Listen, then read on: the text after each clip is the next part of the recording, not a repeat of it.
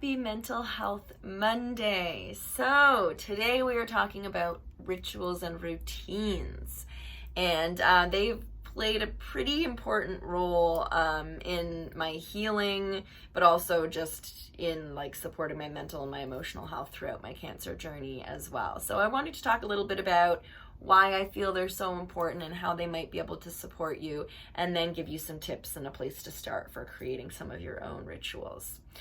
So the main thing is that, I don't have to tell you that cancer is so very chaotic and crazy, and you can feel helpless and completely out of control, and that it can make you realize that we have a lot less control over certain aspects of our life that when we're younger especially, we like to believe that we have a lot of control over. And that can be incredibly scary. It's one of the things that adds a lot of fear to the cancer experience, is just those feelings of helplessness and being out of control, and not being in control of your own body and your own health, which is, an incredibly scary feeling for some. So routine can be very comforting. Creating these rituals, these new routines can be very helpful.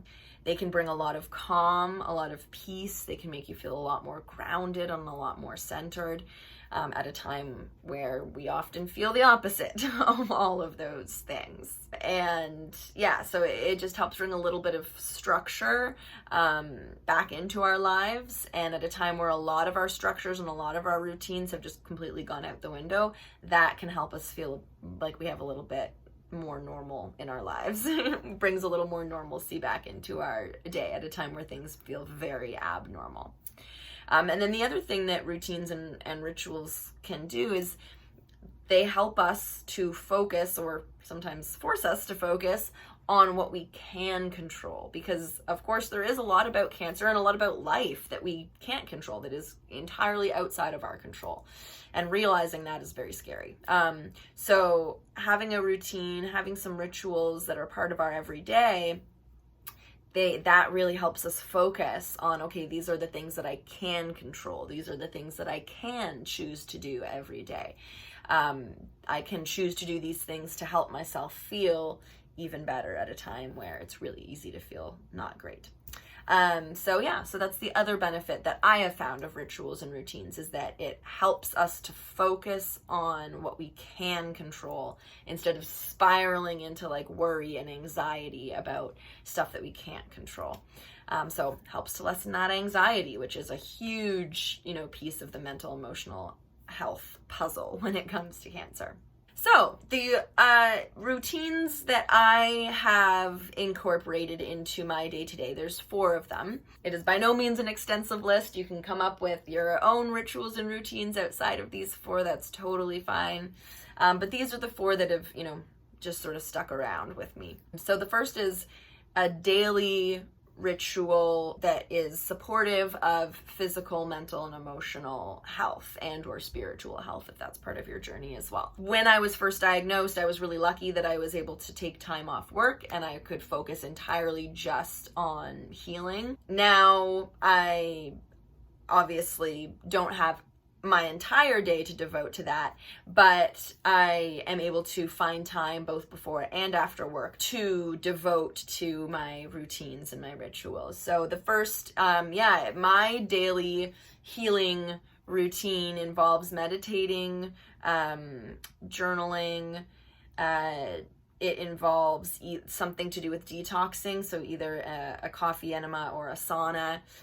It is exercise, and my supplements. And then I have, things that just happen each month, like my vitamin C IV. But at the beginning, that was happening every week, so that was part of my weekly ritual as well.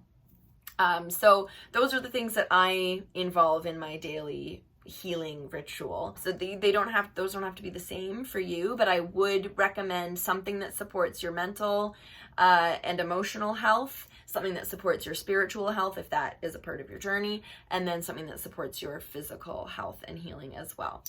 So it doesn't have to be journal, meditating, supplements, exactly what I've done, but those are all really wonderful, great things that you can include in your protocol. And having a healing protocol, it's just going to be supportive to all of those areas of your health, and it will help to lessen that fear and that anxiety too, because it will feel like you're doing something really great for yourself and your health, which you will be. The next is a morning routine or a morning ritual, and for me, that involves reading, and that's when I do my meditating and my journaling. It's just a really lovely way for me to make sure I start my day off right, and that's the biggest benefit of a morning routine, is that it sets you up for a much better day, because you're starting your day from a place of like being centered and calm, and from the place of supporting your mental and emotional health as well. You're starting from a good foundation. So for me anyway, I experience far less anxiety, far less stress when I'm able to do my morning routine. Then the next is a bedtime routine, and that can really be anything. It can, you can turn off the TV an hour before bed and read instead. You might want to do some like doodling or those adult coloring books, just having a nice conversation with whoever you live with. Anything that sort of starts calming down your nervous system and gets you into that more like relaxed and reflective state. That you could do your journaling then, or your meditating then.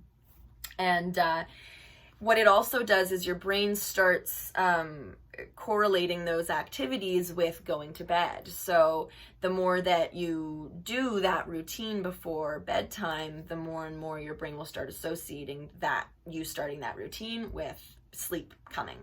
And so it will start its internal routine. Your body will start its internal routine of getting ready to fall asleep. And so you may find that you actually fall asleep a lot faster, easier, when you incorporate a bedtime routine into your everyday.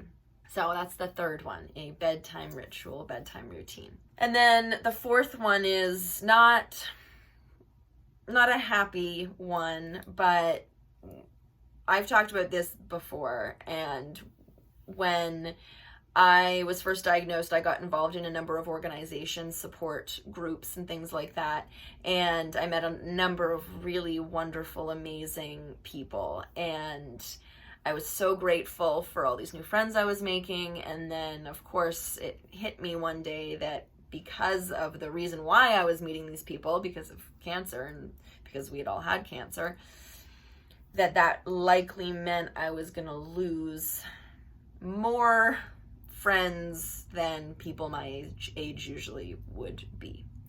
And unfortunately that has happened. I've lost a number of friends that I met through those groups, and I'm not sorry that I met them in any way. I'm so happy they were part of my life, even if it was for a very short time.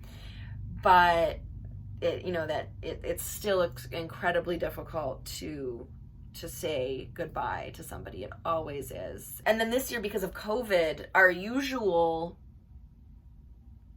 traditions or funeral rites and memorials and things like that, a lot of those things aren't happening because we can't gather, or we can't gather in the places that we usually would. And then also sometimes with these people that you meet through these groups, and because of cancer, you don't know their families. So when they pass, their family doesn't know to let you know.